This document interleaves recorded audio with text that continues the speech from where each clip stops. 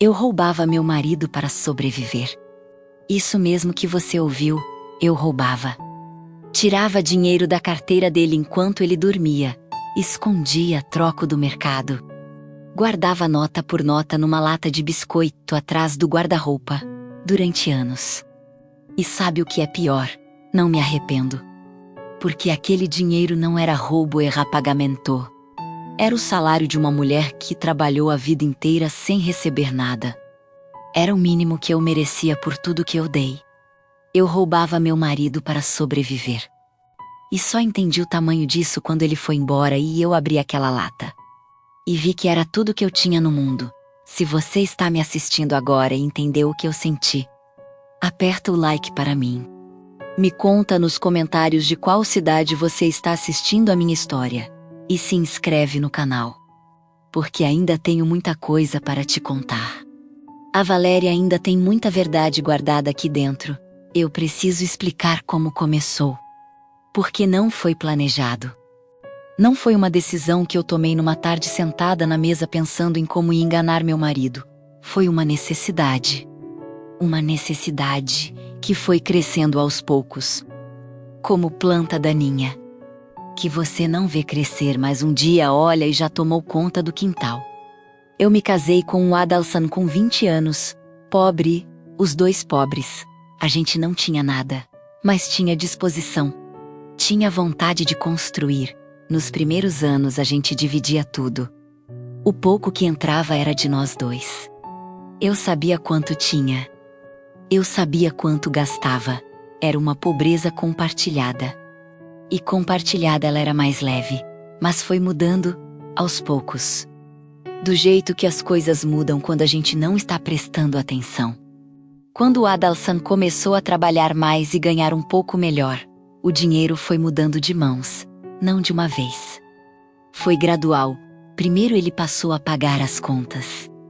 Tudo bem, ele trabalhava fora, era natural. Depois ele passou a fazer as compras do mercado. Tudo bem também. Depois ele passou a guardar o dinheiro. A decidir quanto gastar, a decidir onde gastar, e eu fui deixando, fui aceitando. Fui achando normal porque era o que eu via em volta. Era o que as mulheres da roça faziam. O marido trabalha, o marido decide. A mulher pede quando precisa. E foi assim que eu virei pedinte dentro da minha própria casa. Pedir era humilhante. Mesmo que ele não dissesse nada na maioria das vezes. Mesmo que ele desse o dinheiro sem reclamar. Havia algo no ato de pedir que me diminuía por dentro. Adalson, preciso de dinheiro pro mercado. Adalson. Acabou o gás. Adalson. O Marcos precisa de material escolar. Todo real que entrava nessa casa passava pela mão dele primeiro. E pela minha só depois que eu pedia. Como se eu não trabalhasse. Como se a roça não fosse trabalho.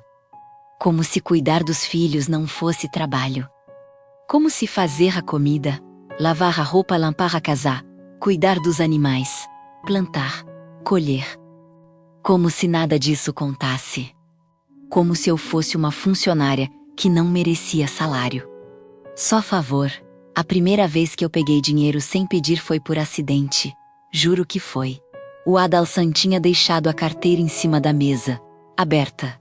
Eu passei, vi as notas, e sem pensar muito peguei uma nota pequena. 20 reais. Coloquei no bolso do avental. E fui fazer o que estava fazendo. Naquela tarde eu precisava de linha para costurar uma roupa rasgada do Marcos. Não queria pedir pro Adalson porque ele ia resmungar. Ia dizer que roupa rasgada a gente joga fora. Ia fazer aquela cara de quem acha que eu tô gastando à toa. Então peguei a linha com aqueles 20 reais e guardei o troco. Quando cheguei em casa coloquei o troco numa latinha de biscoito vazia que tinha no fundo do armário, R$ 4,50. Sem valor nenhum, mas meus. Completamente meus, sem ter pedido para ninguém. Sem ter explicado para ninguém. Só meus. E aquela sensação de ter algo que era só meu, foi quando entendi que eu não tinha nada. Nada que fosse só meu naquela casa. Fui guardando devagar, sem pressa, sem plano grande. Um troco aqui, uma nota ali. Quando ele deixava a carteira e saía de casa, eu pegava uma nota pequena, nunca grande. Nunca o suficiente para ele notar falta. Aprendi a calcular. A saber quanto tinha na carteira dele antes e depois. Aprendi a ser invisível naquilo. A não deixar rastro. E fui enchendo a latinha. R$ 4 virou 20, 20 virou 50. 50 virou 100, e quando completou R$ 100. Sentei no chão do quarto com aquela lata no colo, e chorei, não de culpa, de alívio. R$ 100 que eram meus, que eu não tinha pedido. Que ninguém podia tirar de mim. Que eram prova de que eu existia além da função que exercia naquela casa. Com o tempo fui ficando mais habilidosa. Comecei a guardar o troco do mercado com mais cuidado. Quando ele me dava dinheiro para o mercado, eu comprava tudo o que precisava, mas sempre ficava com alguma coisa. R$ 1, 2, às vezes 5 quando dava, nunca muito. Nunca o suficiente para levantar suspeita. Aprendi a fazer conta na cabeça rapidinho. A saber exatamente quanto eu podia guardar sem que ele perguntasse pelo troco, porque tinha vez que ele perguntava: quanto custou o arroz? Quanto sobrou? E eu tinha que ter resposta na ponta da língua. Aprendi a mentir bem. Não me orgulho disso. Mas aprendi porque era necessário. Porque aquele troco era minha única independência, minha única coisa. Teve uma época que o Adalsan ficou desconfiado, não de mim especificamente, mas do dinheiro. Começou a reclamar que o dinheiro não estava rendendo, que as contas estavam pesadas. Que eu precisava economizar mais no mercado. Eu ouvia aquilo e gelava por dentro. Mas por fora ficava calma. Eu estou economizando, Adalsan. Tá tudo anotado. Eu tinha um caderninho. Um caderninho de compras onde eu anotava tudo. Com preço real, com preço fake, com a diferença calculada certinha. Era uma contabilidade paralela, que só eu entendia. Que só eu sabia que existia. Ele olhava para o caderninho e ficava satisfeito. Não tinha como discutir com o número anotado, e eu respirava aliviada. E à noite abria a latinha e colocava mais um pouco. A latinha foi crescendo. Troquei por uma lata maior. Daquelas de óleo de cozinha. Limpei bem. Forrei por dentro com um pano velho. E fui enchendo nota moeda por moeda. Com uma paciência que eu não sabia que tinha. Escondi atrás do guarda-roupa, num canto que ele nunca olhava. Porque roupa era coisa minha. Guarda-roupa era meu território. E atrás dele era meu cofre secreto, meu banco particular, meu único patrimônio. Uma vez eu precisei usar, o Marcos ficou doente. Uma febre alta que não baixava. Precisava de remédio urgente de madrugada. O Adalsan estava dormindo. Eu não queria acordar ele. Não porque tinha medo, mas porque sabia que ia ter drama. Ia reclamar do horário, ia resmungar. Ia fazer o favor de um jeito que parecia castigo. Fui até o guarda-roupa, abri a lata. Peguei o dinheiro que precisava, acordei a vizinha. Ela foi comigo na farmácia de plantão. Comprei o remédio Voltei, dei pro Marcos. A febre baixou até o amanhecer, e o Adalsan nunca soube. Naquela noite entendi o real valor daquela lata. Não era só dinheiro guardado. Era liberdade.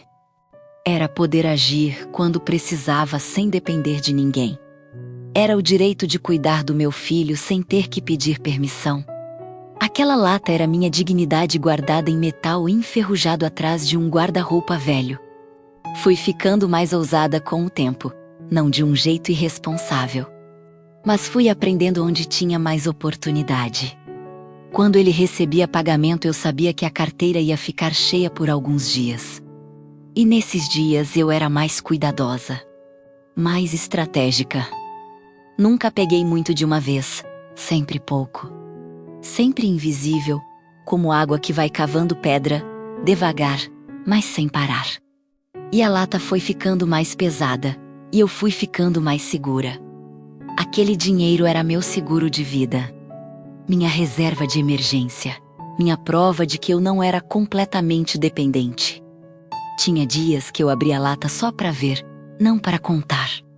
Só para ver aquelas notas amassadas, aquelas moedas que tilintavam. E pensava, isso é meu, eu fiz isso. Com as minhas mãos. Com a minha cabeça, com a minha paciência. Com a minha coragem de pegar o que era meu por direito mesmo sem receber por direito. Porque eu trabalhava naquela casa, trabalhava muito. Acordava antes do sol. Dormia depois de todo mundo. Cozinhava, limpava, criava filho. Cuidava de animal, plantava, colhia, e não recebia nada. Nenhum real, nenhum reconhecimento. Nenhum obrigado sequer. Então o que eu pegava daquela carteira não era roubo. Era salário atrasado. Era hora extra não paga. Era 13º que nunca veio. Era o mínimo de uma dívida enorme que ele tinha comigo e nunca ia pagar voluntariamente. A Dulce sabia, só ela. Eu contei numa tarde que a gente estava sozinha na varanda. Não sei por que contei. Acho que o segredo estava pesado demais para carregar sozinha. Ela me ouviu. Quando terminei, ela ficou quieta um tempo. Eu fiquei com medo do julgamento, mas ela não julgou. Valéria, você acha que é a única? Como assim? Você acha que é a única mulher da roça que faz isso? Não tinha pensado nisso. Metade das mulheres casadas que eu conheço tem uma latinha escondida em algum lugar, ela disse. Uma no fundo da gaveta, uma dentro da bolsa velha. Uma no meio das panelas. Todo mundo tem. Sério? Sério. A gente não fala porque parece feio. Pars desonesto, mas é sobrevivência. Valéria. É o que a gente faz quando não tem outra opção. Fiquei em silêncio. Você deveria guardar mais, ela completou. E nós duas rimos. Aquele riso de cumplicidade. De mulher que entende mulher. Que sabe o que é viver num mundo que não foi feito para nos dar escolha. Os anos foram passando. A lata foi enchendo, troquei de lata mais uma vez. Dessa vez para uma caixinha de sapato, forrada com pano, no fundo do guarda-roupa. Embaixo de um monte de roupa de inverno que ninguém usava. Fui juntando, nota por nota, ano por ano. E fui também ficando mais esperta nas oportunidades. Quando a colheita era boa e entrava mais dinheiro, eu guardava mais. Quando a venda do gado rendia, ele ficava contente e menos atento.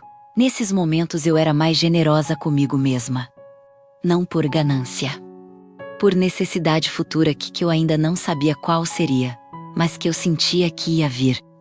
Mulher que passa 30 anos casada com um homem difícil aprende a sentir o que está por vir. Não é dom, é sobrevivência. Com o tempo aquele dinheiro virou mais do que reserva de emergência. Virou sono. Eu tinha um sonho pequeno, silencioso que eu nunca falei para ninguém. Nem para Dulce. Eu queria ter um pedaço de terra no meu nome. Pequeno que fosse, um canto de chão que fosse meu. Não do Adalsan. Não de nós dois. Meu, que quando eu colocasse o pé naquele chão soubesse, isso aqui sou eu. Isso aqui ninguém me tira. E fui juntando com esse sonho na cabeça nota por nota. Sonho por sonho, teve uma noite que quase fui descoberta. Uma das piores noites da minha vida. O Adalsan tinha bebido. Não era bêbado, mas tinha bebido. E quando bebia ficava diferente, mais agitado, mais desconfiado. Naquela noite ele entrou no quarto e começou a mexer nas coisas, abrandou gaveta. Procurando não sei o que, e foi chegando perto do guarda-roupa. Meu coração disparou, fiquei deitada fingindo que dormia. Mas por dentro era pânico. Ele abriu o guarda-roupa. Ficou um tempo olhando, mexeu nas roupas penduradas. E então foi chegando na parte de baixo, onde ficava a caixinha. Debaixo das roupas de inverno, eu fechei os olhos. Segurei a respiração, rezei. Rezei de um jeito que nunca tinha rezado por coisa material nenhuma na vida. Por favor, por favor. Por favor, ouvi ele remexendo nas roupas. Ouvi as roupas sendo tiradas e recolocadas, e então ouvi o guarda-roupa fechar. Ele saiu do quarto. Eu fiquei deitada mais uns 10 minutos sem conseguir me mover. Quando finalmente me levantei e fui ver a caixinha. Tava lá, intacta. Ele não tinha chegado até ela. Ou tinha chegado e não aberto, nunca soube. Mas naquela noite aprendi que o coração pode bater muito mais rápido do que a gente imagina. Depois daquela noite mudei o esconderijo. Não podia correr esse risco de novo. Fiquei uns dias pensando. E tive uma ideia. Tinha um tijolo solto na parede do galpão dos fundos. Um tijolo que eu mesma tinha percebido que estava frouxo anos atrás. Fui lá, com cuidado, tirei o tijolo. Tinha um espaço atrás. Coloquei a caixinha ali. Recoloquei o tijolo. Ninguém ia procurar ali. O galpão era cheio de coisa velha, ferramenta enferrujada, coisa que ninguém usava mais. O Adalsan entrava lá uma vez por mês quando muito. E quando entrava não ficava olhando para a parede. Meu dinheiro estava seguro. Mais seguro do que nunca. Fui juntando por anos, muitos anos. Com paciência que só quem tem um sonho entende. E chegou um dia que eu abri aquela caixinha e contei tudo, sentada no chão do galpão. Com a porta fechada, contando nota por nota. Moeda por moeda. Com o coração acelerado de quem vai descobrir o tamanho do próprio esforço. Quando terminei fiquei olhando pro número. E chorei, não era fortuna. Nunca seria fortuna. Mas era mais do que eu pensava. Era mais do que eu esperava. Era o resultado de anos de paciência, de anos de estratégia. De anos de pequenos atos invisíveis que foram se somando. Era a prova física de que eu tinha existido, de que eu tinha lutado. De que eu tinha sobrevivido do meu jeito, com o que tinha. Sem pedir. Sem depender, guardei a caixinha de volta. Recoloquei o tijolo. E voltei para casa com aquele peso no peito que misturava orgulho e tristeza. Orgulho do que eu tinha feito. Tristeza de ter precisado fazer. Quando o Adalsan foi embora eu fui direto pro galpão, antes de qualquer coisa antes de correr. Antes de ligar para Dulce, antes de qualquer reação, fui pro galpão. Tirei o tijolo, peguei a caixinha, abracei contra o peito, e aí chorei. Não pelo dinheiro. Pelo que ele representava. Por tudo que tinha custado.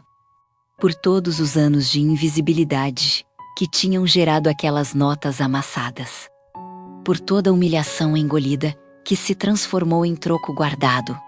Por toda vez que eu precisei de algo e não pedi porque não queria dever favor ao meu próprio marido, e foi buscar sozinha, do meu jeito.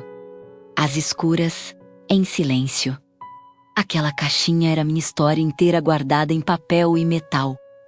Quando fui ver a situação dos documentos com a advogada e descobri que não tinha nada no meu nome.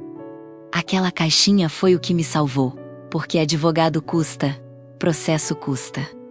Documento custa, cartório custa, e eu não tinha nada no banco.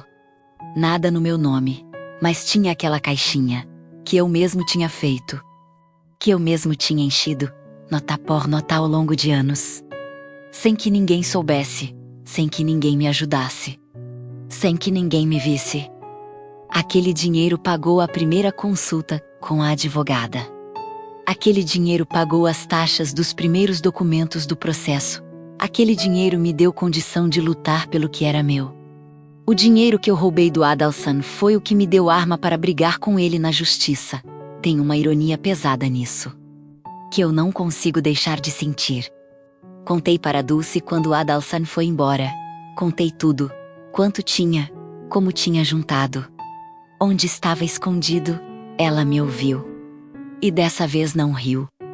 Ficou quieta por um tempo. Então disse: Valéria, você foi mais esperta do que eu pensei. Não foi esperteza. Dulce, foi desespero. Às vezes a diferença entre as duas é pequena. Fique pensando nisso. Era verdade. Não fiz por malícia. Fiz por necessidade. Fiz porque não tinha opção. Fiz porque era mulher num casamento onde o dinheiro era poder e o poder era dele. E eu precisava de um pedacinho desse poder para sobreviver. Depois que o Adalsan foi embora, as pessoas da roça ficaram sabendo de algumas coisas, da outra família, do processo. Mas da caixinha ninguém sabia. Só a Dulce, e eu tinha certeza que ela ia levar pro túmulo, porque ela entende. Ela sabe o que é ser mulher numa situação assim. Ela sabe que não tem julgamento possível. Que mulher que guarda dinheiro escondido do marido não é ladra. É sobrevivente. É alguém que encontrou o único jeito possível de ter alguma coisa de verdade sua numa vida que não deixava espaço para isso. Pensei muito em contar pro Robinho. Meu filho que ficou do meu lado, que me ligava toda semana. Que me mandou dinheiro sem eu pedir. Pensei em contar, mas não contei. Não porque tivesse vergonha, mas porque entendi que essa era uma história de mulher. Que filho, por mais que ame a mãe, não vai entender completamente. Porque filho não viveu o que mulher casada vive. Não sabe o que é pedir dinheiro pro marido para comprar absorvente. Não sabe o que é depender de outra pessoa para fazer qualquer coisa. Não sabe o que é não ter nada de verdade seu. Então guardei para mim. E para Dulce, e para você que está me ouvindo agora. Teve uma tarde que eu fui no galpão limpar. Meses depois que o Adalsan tinha ido embora, estava organizando as coisas. Separando o que era para ficar do que era para jogar fora. E quando passei na frente daquele tijolo, parei, olhei para ele. Aquele tijolo sem graça, que guardou meu segredo por anos. Que protegeu minha independência. Que escondeu minha sobrevivência. Coloquei a mão nele, tirei devagar, o buraco estava vazio. A caixinha já tinha sido movida. Já estava mais segura em outro lugar, mas aquele buraco vazio na parede, me pareceu a coisa mais honesta que existia naquela propriedade. Um vazio que foi cheio, que guardou o que precisava guardar. E que agora estava vazio de novo, livre. Como eu estava tentando ficar. Hoje aquele dinheiro está numa conta no meu nome. A primeira conta bancária da minha vida que é só minha, não conjunta, não do casal, minha, com meu nome. Meu CPF, minha senha que só eu sei. Fui no banco sozinha. Abri a conta sozinha, depositei o dinheiro sozinha. E saí de lá com uma coisa no peito que eu não sabia nomear naquela hora. Mas que agora sei, era dignidade. Aquela dignidade que o Adalsan tinha ido levando aos poucos durante 30 anos. Que eu tinha ido buscando de volta nota por nota, escondida, em silêncio, no escuro do galpão. Atrás de um tijolo frouxo, estava de volta, em forma de saldo bancário. Em forma de conta no meu nome. Em forma de prova de que eu nunca fui completamente apagada, por mais que tenham tentado. Tem mulher que vai me ouvir e vai me julgar, vai dizer que é errado, que é desonesto. Que mulher honesta não faz isso? Para essas mulheres eu digo, você nunca precisou. E agradeça por isso. Agradeça por ter vivido num casamento onde o dinheiro era compartilhado de verdade, onde você não precisava pedir. Onde você tinha conta própria. Onde você sabia quanto entrava e quanto saía. Agradeça, porque não foi assim para mim. E não é assim para muitas mulheres, mais do que você imagina. Mais do que aparece. Porque mulher que guarda dinheiro escondido não conta para ninguém. Fica calada, fica com vergonha. Fica com medo de ser chamada de ladra. Quando na verdade é trabalhadora não remunerada, recebendo o que é seu do único jeito que consegue. E tem mulher que vai me ouvir e vai chorar, porque se reconhece. Porque tem uma latinha em algum lugar, atrás do guarda-roupa, no meio das panelas. Dentro da bolsa velha, escondida do marido. Com vergonha e com necessidade ao mesmo tempo. Para essa mulher eu digo, não para. Continua guardando. Não é roubo, é seu. É o pagamento de tudo que você faz e não recebe. É o salário de uma trabalhadora que o sistema não reconhece. É sua segurança, é sua saída quando você precisar. E um dia você vai precisar. Pode não ser hoje, pode não ser amanhã. Mas um dia você vai abrir aquela latinha. E ela vai ser o que te salva. Como o me salvou, o sol está se pondo aqui na roça. Aquele laranja que eu aprendi a amar de um jeito diferente depois que fiquei sozinha. Porque quando você está sozinha você aprende a ver as coisas que sempre estiveram ali e você nunca parou para olhar. O pôr do sol, o canto do pássaro, o cheiro da terra depois da chuva. Eu estou na varanda, com o café na mão, com o batom vermelho. Com uma conta no banco no meu nome, com um processo na justiça correndo. Com uma advogada do meu lado. Com a Dulce que sabe tudo e não julga nada. Com o Robinho que liga toda semana. Com a Cláudia que está aprendendo. Com o Marcos que ainda está crescendo. Com 50 anos e uma vida que não acabou. Que está começando de novo, do zero, mas com mais do que zero. Porque tenho o que juntei, o que guardei, o que construí sozinha, no silêncio. No escuro, com paciência e com necessidade. Eu roubava meu marido para sobreviver. E sobrevivi, tô aqui. Em pé, com o dinheiro que é meu, com a vida que é minha, com a história que é minha. E não troco por nada.